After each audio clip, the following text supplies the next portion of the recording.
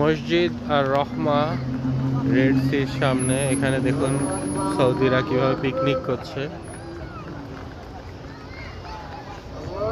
মসজিদ আর রহমাতে আজান দিয়েছে, নামাজের সময় হয়ে গেছে।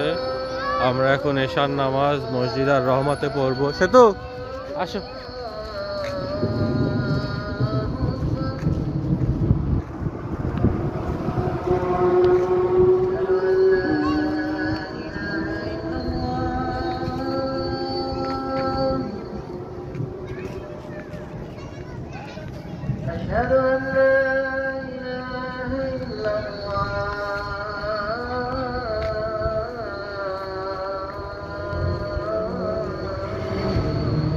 তোমরা এখান থেকে অজু করলে করে নাও, করে ভিতরে আসো।